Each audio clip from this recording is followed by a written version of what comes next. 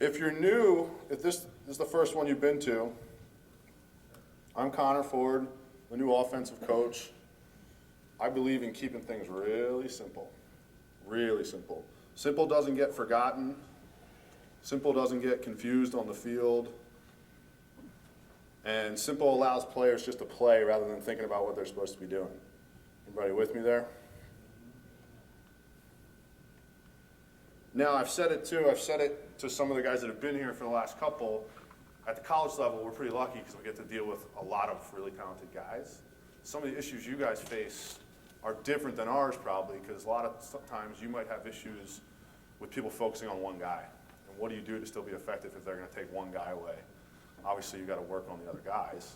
That helps a lot, but you got to get a little more creative with certain things in that sense. So we're going to talk about some man-up offense stuff, right? That's always fun. And my approach to man-up offense is just like my approach to 6-on-6 offense. It's simple stuff. Be good at stuff that can't be scouted, right? Be good at base sets, right, rather than set plays. If you want to run set plays on man-up, all you got to do is shut off a certain guy and you're toast, right? So teach set plays, or excuse me, teach sets, formations rather than set plays. Is this working? It is. Okay, great. 4 keys to effective extra man offense, okay? First of all, develop great time room shooters. That was my first topic from the first coaching clinic, okay? If you can teach guys to shoot the ball from outside 10 yards, well, then that stretches the man down defense, right? And stuff underneath starts to open up, higher percentage shots, okay? Forces the defense to extend, all right? Develop slick or deceptive feeders. We're going to go through like where these guys are on the field, you know, like skill sets for each spot. But if you develop slick and deceptive feeders, this forces the defense to honor the crease guy and the backside, okay? Third, the primary focus, if you're going to be teaching formations, like basic formations, should be the ball movement, right? Not letting it die in one spot. So the defense has to cover all 6 guys. And if you got a minute foul and you make them work for the first 40 seconds of it, they're going to get screwed up in the last 20, guaranteed, right? Now, granted, to be great at that, you got to have great stick work. And you got to put time and effort into that so you don't turn the ball over trying to move it too much, okay? Again, play all 6 guys, fatigue at the end of possession. And like I was saying, teach the fundamentals of basic formations rather than focusing on set plays. And for me, basic formations are the 3-3 set, whether it be with the low guys wide or the low guys pinched and going behind the goal sometimes when they have the ball. And then a 1-3-2 set counting from behind, okay? They got me converted already. I'm counting from behind. I've been here 3 months and I'm counting from behind already. Okay, so real quick, our spots for a 3-3 set, even for a 3-3, I'm not going to count from behind them. 3-3 is a 3-3, great. But up top here to the right, I number these spots. If you were here for the 6-on-6 offense segment we talked about, I also these spots kind of also correspond to areas of the field that we talk about a lot. So the one up there, my name for him is the right-hand pinch man, if you see in the second bullet point here. 2 is the left-hand pinch man. Some people call that the pipe guy, whatever you want to do. Most of the time it's attackman, guys with great hands. 3, your lefty wing shooter. 4, your point man. 5, your righty wing shooter. And 6, the inside guy, okay, Crease Man. Down here to the bottom is just how we would line up for a 1-3-2 formation. And you could just as easily, too, have the 2 guy be at X and then rotate everybody else on the perimeter back around. Most of the time, most of the groups I've worked up with, man-up-wise, are most of the time 2 lefties and 4 righties. The crease guy is probably going to be fairly two-handed. The point guy, it's probably good for him to be fairly two-handed. But most of the groups I've put together have been, like I said, 4 righties and 2 lefties. If we had an extra lefty out there, I would probably put him on the crease and then focus on the righties feeding him more, but that's just me. If you have an abundance of lefties, maybe it's 4 lefties and 2 righties, right? And as far as filling those spots, my 2 lefties would be 2 and 3 here, and the other guys would all be right-handed. If you had extra lefties, maybe 1 and 5 would be your right-handed players, and everybody else would be the lefties. In a few years, we're going to have so many lefties that we're probably going to be switched to where we have 4 lefties on the field and just 2 righties. Now, again, I think just being great at a 3-3 is a huge skill. The 3-3 set, in this kind of spacing that you're seeing up to the diagram up here on the top, right? When I say wide, I mean a lot of teams will have 1 and 2 out as wide as 5 and 3, right?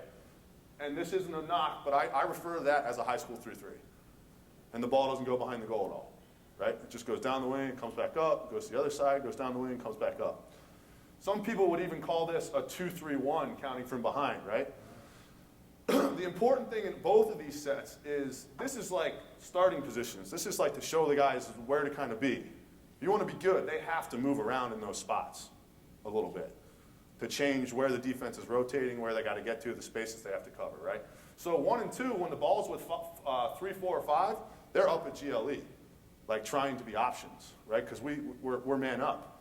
If we have somebody behind the goal, we're not man up in front of the goal anymore, are we? We're 5 on 5 in front of the goal, right? Same thing, obviously, in the lower part here for our 13 set or our 1-3-2 counting from behind. If you're going to have someone behind the goal on man up, well, you better get the ball there and have him push a corner, because otherwise you're not man up in front of the goal. Makes sense, right? Simple. So if there's people behind the goal, get the ball through X and get them to push sides, and then you look at options, okay? The reason I love the 3-3 set is because everybody's an option all the time, and you have the most passing angles, I think, of any formation, because you still have 5 perimeter players, right?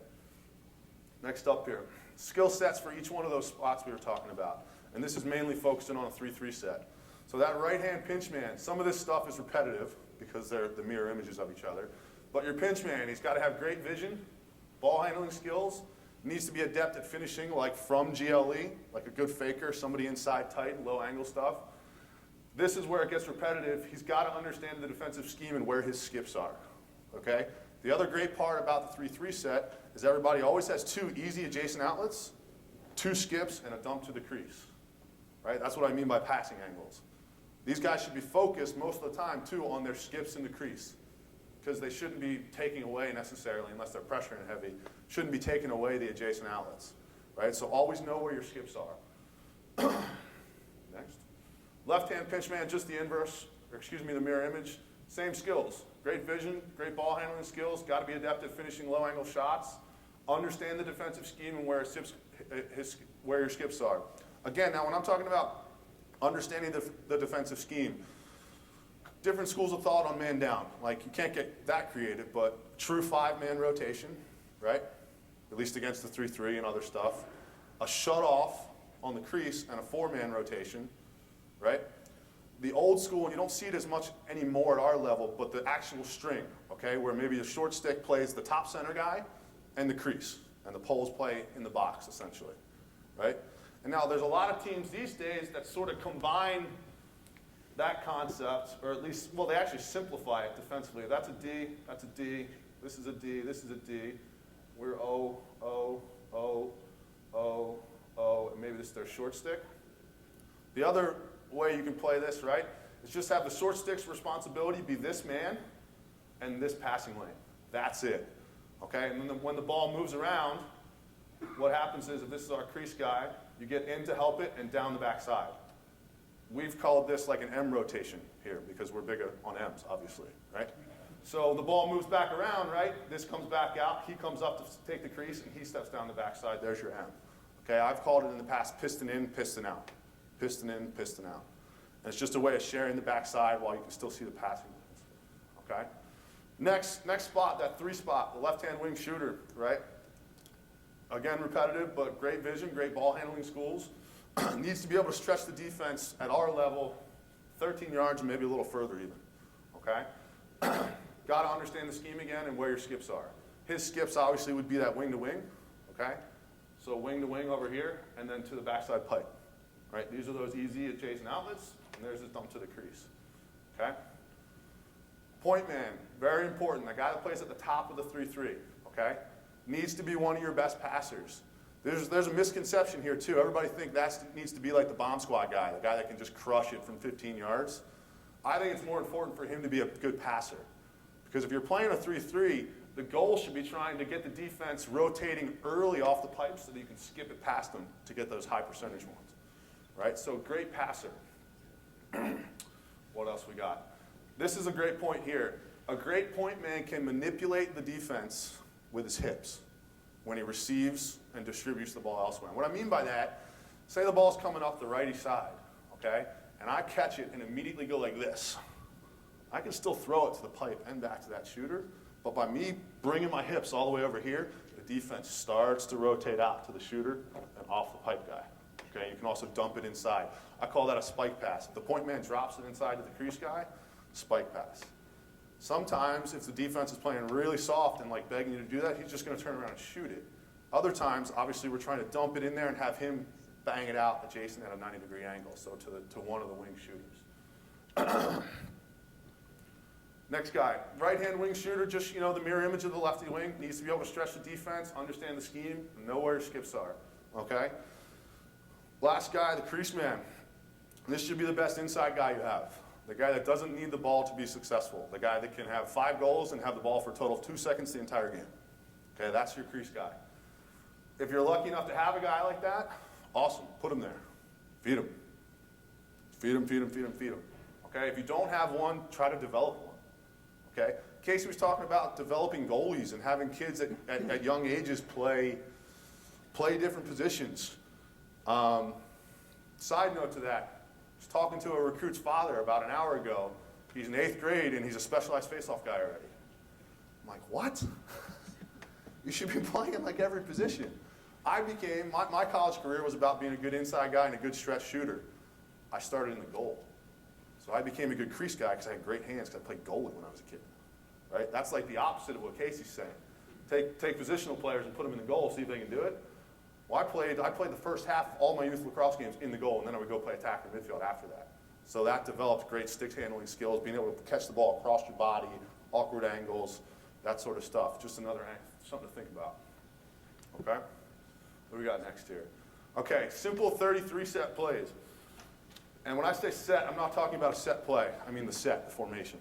Okay? So we're not going to go through all of these in depth. I've got a few we're going to focus on, but I'll just bang through a couple of them real quick and give you an idea what I'm talking about here. Some of this stuff is you guys probably do it already. But like I said, simple is better. So when I'm talking about a 33 right-hand wheel, we're just talking about this guy, and this guy are rotating. And with the ball here. So he's going to carry, which on man up, carrying is essentially a dodge. Right? You're moving. You're trying to move the defense and not let them scrape back. They're just going to wheel like that. That's it. Right? His options off of that could be to throw it back or to throw it forward. It's a read. You got to teach him to read more than it's got to go a certain place. We'll get more in depth to that in a second. Left-hand wheel, just the opposite, involving these 3 guys. Right? A low wheel. This is a good short time play or after a shot goes out of bounds. Right? Believe it or not, the first team I saw do this was Notre Dame. A lot of teams do it though, and you'd be surprised how many times it works. So say we take a shot out of bounds, right? When we get into film, I'll show you this, but a low wheel. This guy's obviously lefty. The shot goes out of bounds. We automatically are going to go have this guy pick it up, and then these guys are going to go while he's picking it up and pre-rotate back, okay? So what he's going to do, this is that lefty guy. He now has the ball. That's the guy that was on the pipe, and this is your normal inside guy. Or excuse me, he needs to go over here, sorry. He comes inside. So all we're going to do is we'll spin the ball back around to him, and then when he gets it the second time, he's just going to carry to his normal spot. We'll roll off here. That takes the crease guy away. This guy's just going to real nonchalantly walk right in here and turn around, and we'll spot feed him. And you'd be surprised how many times it works, right? If teams get hip to what you're doing there, all you do is involve this guy again. And rather than just have this guy rotating off there, we would make this like a 4-man type of thing where this guy's backing off the crease that way. He's getting down to the right-hand pipe, and we're doing the exact same thing. Again, we're just taking the crease guy. This is great against teams who shut the crease guy. You're taking the guy that's shutting the crease guy, walking him away, and then all of a sudden the guy that plays that low lefty corner defensively has to go play the ball, and the guy that just walked past him just turns around and spot feed him. There's nobody else there. Right? So the low wheel. Again, great short time, great out of a shot out of bounds. 33 high wheel, I'm sure you can figure this one out. Right? All this stuff is just involving 3 players. So instead of it being the low guys now, we're just talking about these 3. Okay? And it's the type of thing where we might throw the ball here, have him start to carry, he'll slip out, and he'll just crash down the inside. And we're looking probably to throw back in that type of situation. Okay? Or even if you did throw it forward quickly, you could catch this guy cutting, because again, you're changing who the crease guy is.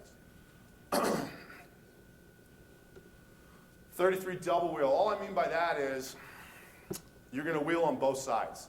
And you might actually start that by having your lefty pinch guy start out as your right-hand wing shooter. You'll wheel to get him inside, and then when you spin the ball over here, you'll carry up and wheel to get him to his normal spot. Okay? The extension of this, and Syracuse has been doing this for years, is the 33 continuous wheel. Okay? So all that means is every time the ball goes to this corner or that corner, they're carrying up, cutting to the crease, and rolling off. What you got to be great at there is all 5 guys, other than the point guy, got to be two-handed then. Because you're going to get righties on the left-hand side, and you're going to get lefties on the right-hand side. Right? But you're just going to keep the defense moving that way. What else here?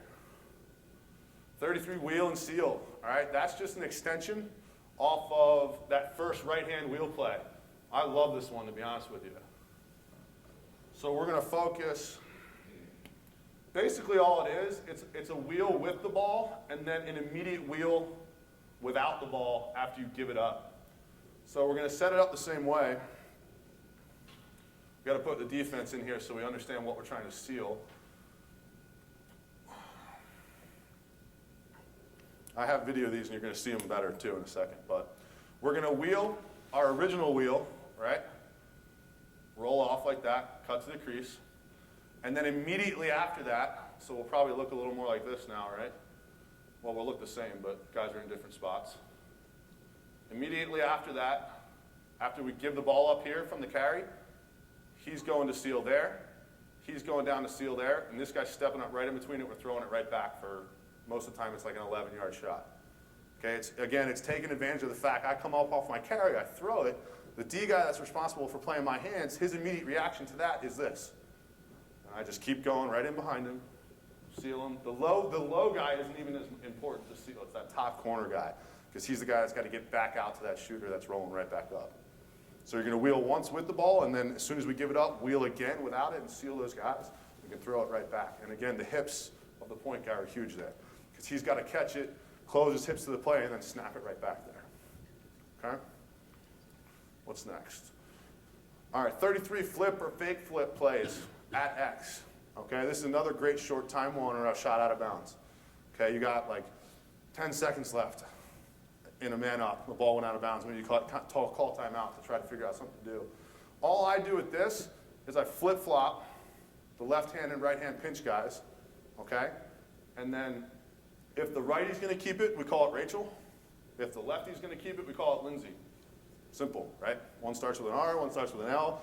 That way, whether it's a fake flip or a real flip, the other 4 guys offensively know who's going to actually have the ball after they cross. It's the type of thing where the ball might move around once. Some defenses won't even notice that you've got your righty on the lefty pipe and your lefty on the righty pipe. And the next time it comes around, they'll throw, cross at X, either flip it for real or fake flip it, right? Depending on who started with the ball. And then they'll both come off of that looking like they're feeding. Sometimes the crease guy's wide open because of this, okay?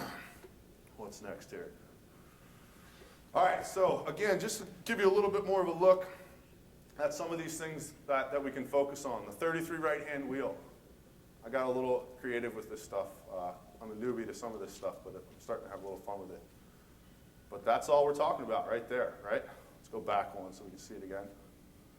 Just wheeling. Yellow just means that he starts with the ball. And the 2 arrows just mean it's not set if he's going to throw it back or throw it forward. Right? If he throws it forward, we're going to look to the backside and then inside. If he throws it back to the roll-off guy that came from the crease, I would want that guy looking diagonal skip to the lefty shooter immediately off of that. Okay? And the crease guy's play from that, the guy that becomes the crease guy, if he can come up high and then crash down as we throw it, that's going to draw that guy in. And hopefully this top guy here has to make a decision and split these 2. And if they can get into the gaps in the defense a little bit and give that guy 2 options, something should be there, right? So the 33 right-hand wheel. Now we got a little film of it. Hopefully this works right. Do I have to hit play or enter? Here we go. Okay, so we're just moving the ball around, right? We're touching all the spots. We're going to wheel it here. We're going to throw it forward.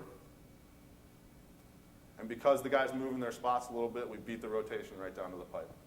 And we're also taking advantage of a freshman there playing man down. But do what you got to do.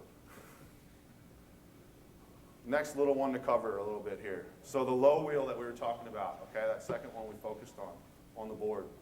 Yellow, the guy in yellow, obviously he's the one starting with the ball. Shot goes out of bounds, we get guys where they need to go as far as the rotation. That's just a little turnaround and spot feed inside, right? Again, they're just rotating off the spot, little turnaround, spot feed inside. A little film of this. It'll be kind of funny because we have to shoot it out of bounds here on purpose to set this up, but let's see what we got here. We did this real quick too. Believe it or not, we had literally talked about all these plays in this segment here in practice for like 10 seconds before we went and just did them against the defense. So they rotated there, you saw it, right? We're going to spin it around on extra time. 15's a lefty, 6 is our crease guy.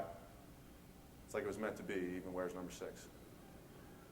Right? Spot feed, turn around, goal. Simple, right? Take one more look. Again, this is a manufactured shot out of bounds here, but they rotate while he goes to pick up the ball. Peter Krause tells him to spin it that way, and we're good to go.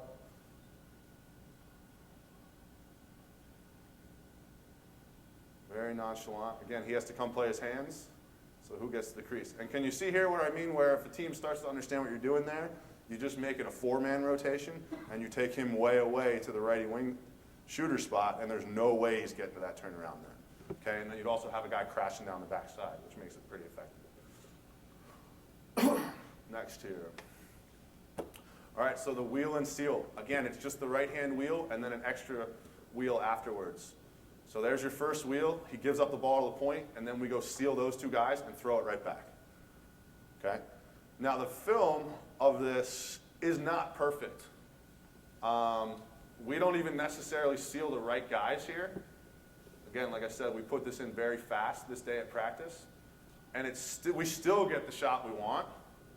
See the wheel? They both go steal the low guy, but because we look right back, we get a 9-yard shot from the hash marks. I'll take that on man up any day of the week.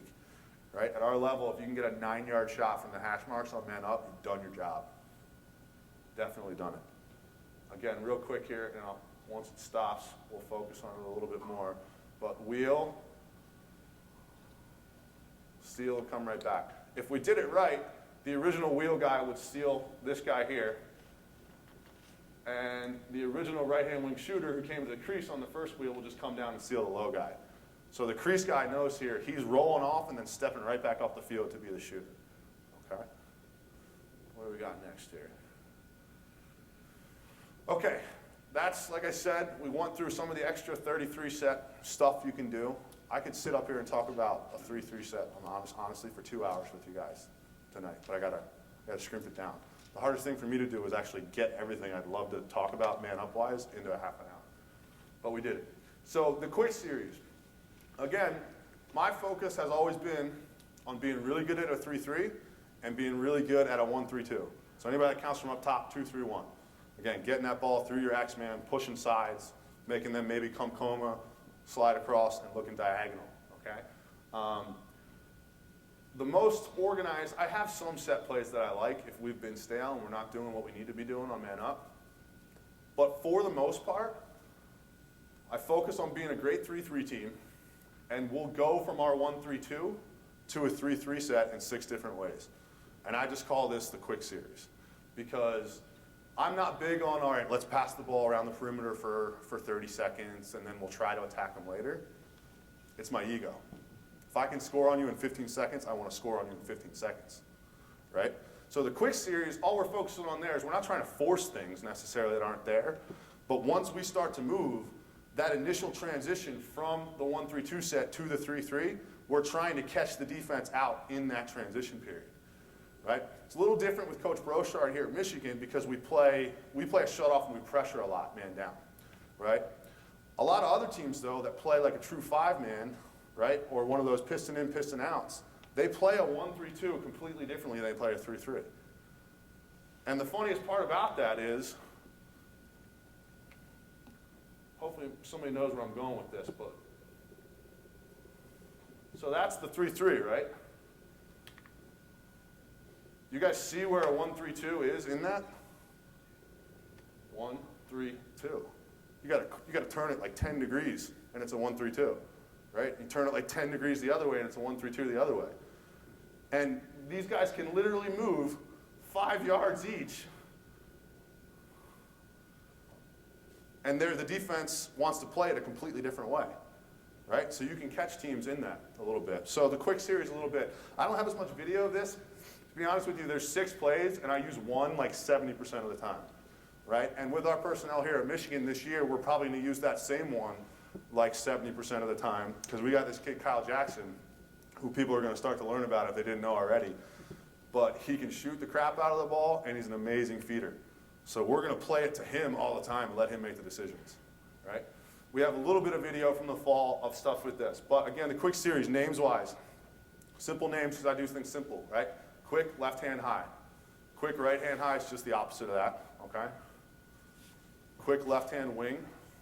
Quick right hand wing, just the opposite of that. Quick left hand low, and quick right hand low. Now again, just focus on all these things are doing the same thing. We're just taking guys from their normal 3-3 spots, putting them in different spots in the 1-3-2, and then getting to the 3-3 in the 6 different ways. And it's really just 3 different ways, and the mirror images of each other. But give you an idea here. All right, so quick left hand high. 5-man motion from a 13 set to a 3-3 set. The direction of the ball movement, the reason I say preferred there is because you could do it either way, but if you move it clockwise into this, it just flows a little better. And when I talk about motion catalyst, all I'm talking about is like the trigger, right? You guys, your man-up guys got to be on the same page. They got to know when they're going. So we talk about a trigger man, or like we're going to go on second pass to this guy. So here the trigger or the motion catalyst would be 6, the crease guy. And we're going to go on the first, second, or third pass that he makes to the 4 guy. Rarely, like I said, because I don't believe in just wasting time on man-up, rarely is that going to be the 3rd pass, right? 30-second foul, it's definitely the 1st pass. Minute foul, sometimes it's the 1st pass, lots of times it's the 2nd pass. But we're trying to move the defense around just a little bit, maybe push the ball from X to force them to rotate into different spots, and then when it comes up top again, we're getting into it. And again, all it starts it is, he throws it down, he starts to carry, he slips under, step up to the pipe, roll off the crease, and we're trying to attack him right at that moment, okay?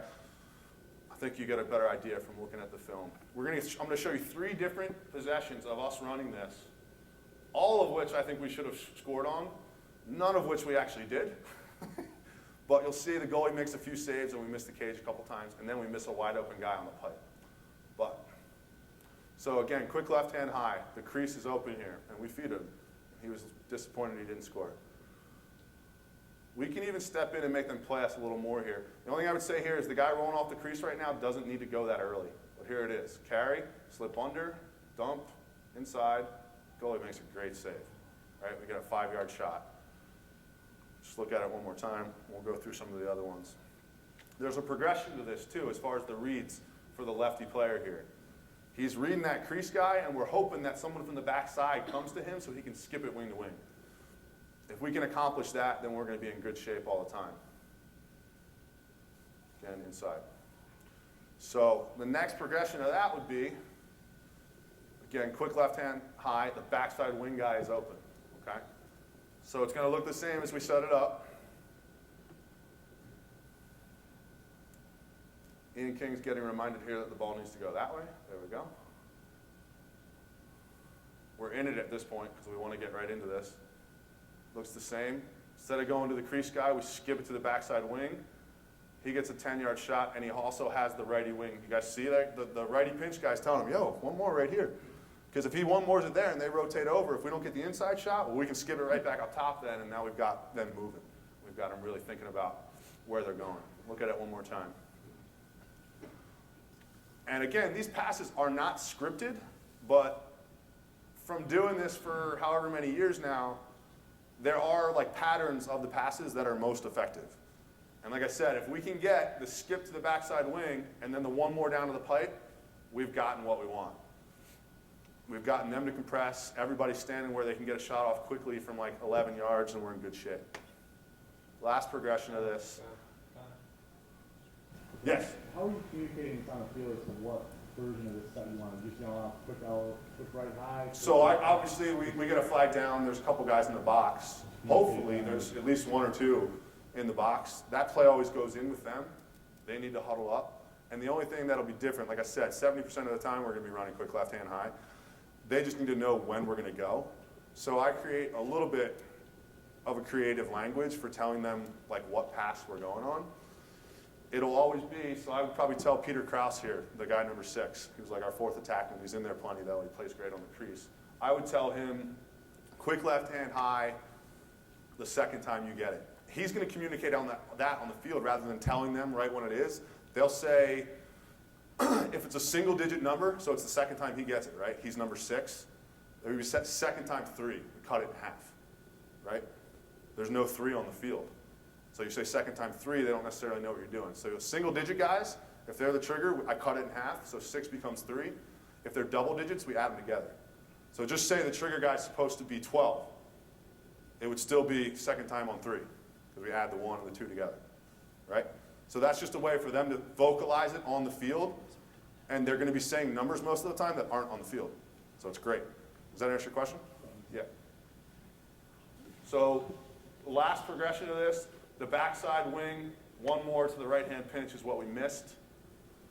We get a 10-yard shot, don't get me wrong, so we're effective, but we need to be throwing that down the pipe. Everybody see that? Again, if we get that pattern accomplished, we should be getting a higher percentage opportunity. Now the next level of this, like the super advanced level after this, would be if we get it down to that pipe guy and he goes off the crease, then we dump it inside of the crease guy. And you've broken the defense down essentially in like 15 seconds and got a dunk right on the doorstep. That's what we want to do on that, right? That's it for the film of those. Let's see what else is next here. These are just some more diagrams, again, of sort of flipping it, getting the mirror image. So quick right hand high. Not much changes other than like 5 and 3 are the lucky guys in all this. They just play their spot, right? 1 and 2 need to know which play we're in because it changes who's on the crease. 6 and 4 just need to know which we're playing because they swap back and forth between each other. So quick right hand high is the same thing. It's just done the other way. This is where I don't have any film of these yet, unfortunately, guys, so I can't show them to you as well. But the wing ones, okay, it's just rather than triggering it up top, we're going to throw it down to the wing and then rotate into those spots. Does that make sense? So that would be quick left-hand wing. The solid lines are people moving.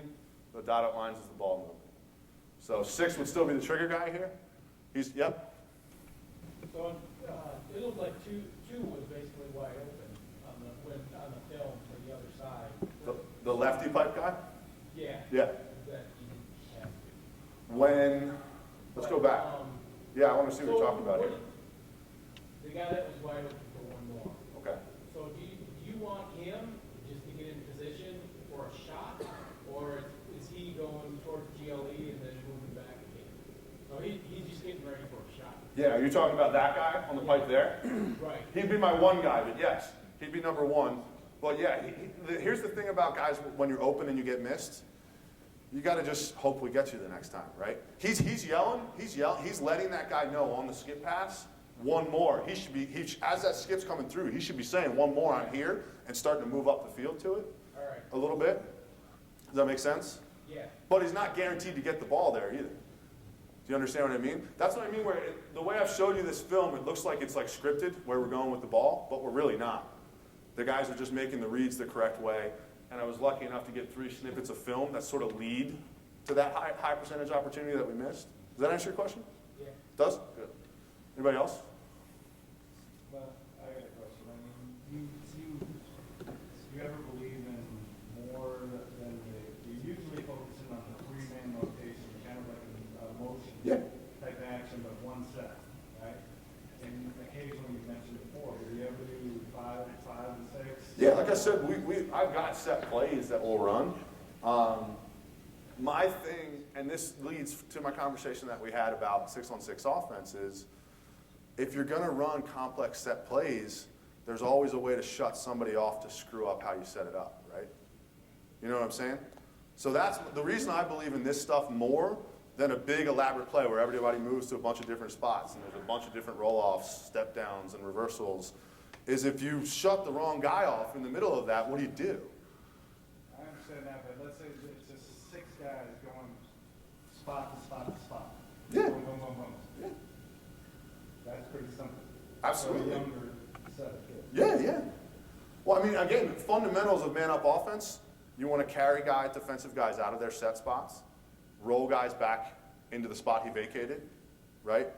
And maybe if he's trying to scrape, let's get the ball back there before he can, because that makes someone from the crease or the backside go play that roll-off, right? I mean, you can move on the backside to occupy. I'm not discounting other stuff in this by any means. I'm just saying in my 9 years, this is the stuff that I've settled on, and it's been effective. He's also keeping guys, for the most part, this way too, they're strong. Yes, we're playing to hands a lot. You're not getting guys wrong-sided. Right, more guys Yeah, rotating. like I said, I mean, I could show you set plays up here all night, right? I've got plenty of set plays. Here's another thing this is actually a great point because it leads into a closing point for this whole kind of topic. Like, what do we do at our level, man up wise? If I'm going to put a set, we'll put a set play in every week. Guess where we get it from? The team we're playing. And we steal the crap out of it from each other, right? Because if they're running something, I guarantee you it's working in practice or they wouldn't be running it. So it's going to work against their defense. And you'd be amazed how many times they don't realize it's the same play they see in practice all the time, right? Now, your personnel has to be similar for that to work, but that's all we do as offensive coordinators at this level is just steal from each other. And then with an ego, try to make it better in a little way here or there. But yeah, just tweak it. Maybe a general question, being that a lot of us have different teams with different skills. Sure. Some have incredible skills, some have no skills. Do you have a drill or a set of drills, to get the kids passing the ball quickly instead of passing right over? Yes. And head up, I mean, the big thing is passing the ball quickly. Do you have any? So as far as skill development for our man-up group, we'll play what we call hardball a lot. Okay, so that's just, they're in their base 3-3 spots. Sometimes we'll keep the crease guy in there and we'll utilize getting the ball to him and him kicking it back out, but it's skeleton, there's no defense. My pregame ritual for those guys is they gotta get 50 hard touches in, like when we're finished our pregame, before they can come inside, they get 50 touches to each other. And the guy that catches the 50th pass has to hit the goal with a shot. That's just like a little pregame routine. It's like some basketball teams do the tip drill and the last guy dunks it. If they got a guy they're lucky enough, they can get up there and dunk it. But we'll do hardball. We do that in our skill development practice all the time, right? And when I say hardball, I mean if we're not doing it with the crease guy, right? We're like shooting it at each other practically, right? Trying to develop sticks that are good enough where I can throw you a 75-mile-an-hour pass and have it be right on your ear. And again, the hardball, you can vary this in a couple different ways. You can put the crease guy in there and utilize him to kick it into him and have him kick it out to different guys. You can take the crease guy out of there and make them just throw singles quickly around the perimeter. And more advantageous, to be honest with you, because the passes that we throw the hardest on man up are the skips most likely, is put them out there, play hardball, and tell them they can only throw skips. Right? So I can't throw it to the 2 guys next to me. I got to throw it to one of the 2 that's opposite of me. And basically what that is the star drill, but standing next to a goal, essentially. Being that our kids are smarter than times, they'll probably be shooting, trying to say hard pass. Yeah. And they'll be lining up trying to. Yeah. How do you define what you mean by that hard pass? Well, again, we're trying to throw it as hard as we can while still being accurate. And that's shooting. Yeah, I mean, and that's something we're working on at this level with stick work, period, right?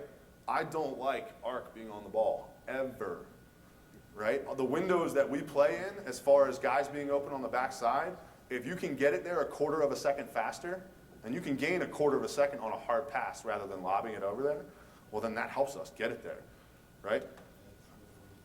Yeah, I mean, how many guys, put that pass on a rope? Like, that's like old school lacrosse. It should be on a rope. It should be on a line, straight. Take the arc off the ball. To be honest with you, at our level, I've even taught some of my guys, I was like, if you want to throw the ball hard a longer distance, sometimes it becomes tough to force that overhand because you're either going to sail it or pull it down.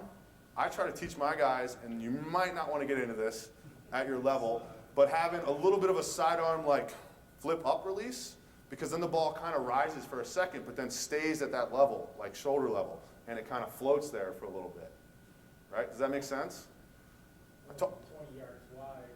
It could be. That's why I said you might not want to get it into your alert level. But if you got guys that are skilled enough to do that, it can help. And you're also changing the lane that the defense has to play. Right? We talk a lot about when we're throwing skip passes too. You need to know where the stick is, and you need to throw skips over people's helmets. Because the hardest pass for a D guy to pick off is the one that's right above him, not the one that's over here in the lane or even over there in the lane. If you throw it right above his head, it's real hard for him to knock that pass down. Does that make sense?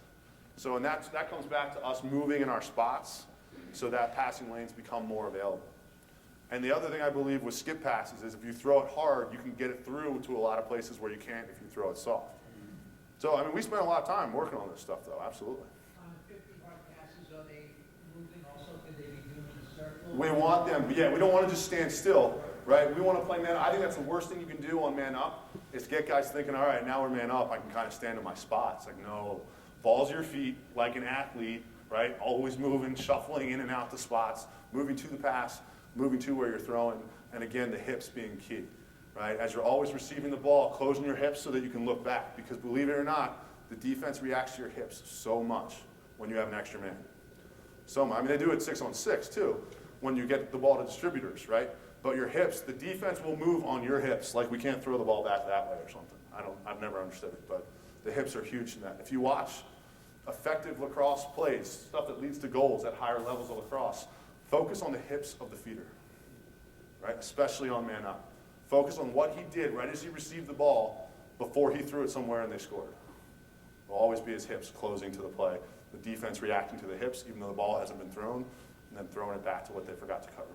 You can measure progress just by putting a clock on it. So you can do the drills he's talking about. Seeing how many touches you can get in a minute. You want to set them up, and then either put a clock on how long it takes them to get to 50, or give them a minute and see how many reps they get. Right? If they drop, just throw another ball in. And we do that a lot. We're looking for 55 reps or more a minute. And you'll see the progress. So it's a great way for them to measure. We're getting better at this because we're getting more reps in a minute, or it's taking us less time. Is that 50 passes without dropping it? Yes. Yes, absolutely. Wow. For that pregame ritual, absolutely. Can't drop it. Like nobody wants to be that guy either. That makes them stay and do it a couple more times. Right? Again, just real quickly, I think we've got some great questions, but these are the last two in the progression of this quick series, the low series, and all that means is we're going to trigger it off the guy at X a little bit, and he's going to carry to his normal spot. We'll roll the guy off the crease and crash the guy that usually plays the crease down. Again, so left hand low. What determines these like left hand and right hands is just what side of the field the ball's going to after we move. That's all. Okay, so the left hand low here, and then the mirror image of it. The lefty guy starting with the ball at X, the number 2. Okay, him carrying over to his normal spot. The guy that started on the crease, he usually plays the righty spot, rolling off, throwing back to it, and crashing. Just simple like that. Okay? We've already got into some questions, but anybody else have anything else? No questions about man-up rides? Good, you should score. Don't worry about riding. That's like a little bit of a joke and aside, but like obviously we'll worry about man-up riding if we don't score. But the message to your man-up group should be, you want to take care of the man-up ride? Score.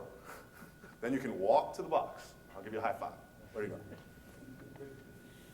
On that point, you cover everything. We do. We dictate, to be honest with you, to keep it simple, our personnel this year, we could be playing 5 attackmen easily on man up. Luckily, some of the guys that are going to play in the higher spots will be perfectly fine dropping back as middies to ride and then helping us get the pole on and going from there. But usually for us, it'll be a little bit predetermined that the pinch guys and the crease guys are the attackmen. And the wing shooters and the point guy are the midfielders, the guys that need to drop back. Right? If this is the box side, obviously 2 quarters, this is the box side. Well, this guy's just going to drop back and help us get the pole on. Right? This guy might have to do a little bit more work. Luckily for us, our one middie is probably this guy that's on the field.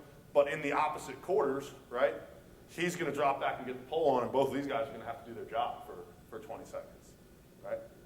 If we can ride it back, great. The only thing you don't want to do in a man-up ride is let stuff go over the top of you, right? If you can keep the ball down in the corners, well, then you have an advantage. Even with the goalie, it's 6-on-6 still, right? So you can cover everybody. Don't want to get run by, and you don't want anything over the top. That's about it. You'd be surprised how many times in the first 5 seconds after a shot and a save, or a loose ball that defense picks up, if you just pressure it quickly, you can get it back pretty quickly most of the time too. Go ahead. Just hearing your language, most people call the attack wings, the low attack wings, you call them pinch. That comes from our Do you have any idea 6-6. where that philosophy That comes from our 6-on-6 offense. You're saying the drive in towards the net? Yeah, and that's just coming from, if this is the crease and the goal is open that way, as the ball moves away from me, as I give it up and it goes to the backside, I'm pinching to the backside pipe. That's where it comes from us. And that terminology is in our 6-on-6 offense also, so it's consistent. Yeah. I mean, plenty of people just call them the pipe guys too, which is fine. The guys that play on the pipes. If you're Canadian, they call those guys the crease guys, just because they play next to the crease. But yeah. What sort of success rate do you look for? At our level, an extremely effective man up would be like over 35%. A great man up would be like over 40, and elite is like 45 and up. If you can score half the time that you're getting fouled, you're going to be pretty good. Trying to think, last year there were a couple of ridiculous groups that stayed at almost 60% for the whole year. Yeah, yeah, right. I've done a lot of different things. I've had whole years at other places where we've ran a lot of plays, and whole years where we just focused on sets, and the numbers, or excuse me, just on formations like this and simple plays, and the numbers kind of worked out the same. So, you know, not necessarily where the right or wrong is, but career-wise, I've always been around 40, 45%, which you're doing a good job, you know. Anybody else? Probably not applicable to you guys at your level, but we work a lot getting kids good with both hands. Yeah. For EMO or fast breaks, we want to tell the kids, right now's not the time to use your weak hand. You want to get it in and out of your stick as fast as possible. So just stick. You got space, so just stick with your strong hand. I think Until you're a shooter. the guys on the perimeter of whatever you're doing, I think they should play with their strong hand. The only guy, even at your level, if you could start to develop, I believe there is a correct way to cut to the ball if you're the crease guy. Just meaning, again, if this is the crease and the goal is open this way, we're attacking this way. If I'm receiving feeds, and I've been some places where I've had a lot of Canadians, and it's been hard to get them to do this, because they will cut to you all day like this. And they'll catch it like that and do little twisters, and it's sick. But the defense is also helping to the crease from that side also. So I really believe if I'm cutting to you and that's the goal, that I should be cutting left-handed. And vice versa, if I'm cutting to you and that's the goal, then I should be right-handed. Okay? We also talk about the crease movement in this 3-3 set. I talk about it as a U shape or being one pass behind. Okay? So again, if I'm the crease guy, we've got 2 pinch guys, 2 shooters, and the guy up top. As the ball moves through these spots, I'm one pass behind. So the ball goes there, then I cut to it. The ball goes down, then I cut to it. The ball moves back up, I switch hands immediately and start working back that way. Okay? And again, we're trying to entice those players on the pipes, the defensive players, to come up off of them with that crease guy so that we can skip it right past them back to the pinch guys. Anybody else? Make sense? Helpful, hopefully? Entertaining, definitely? Okay, who's next? Coach Brochard.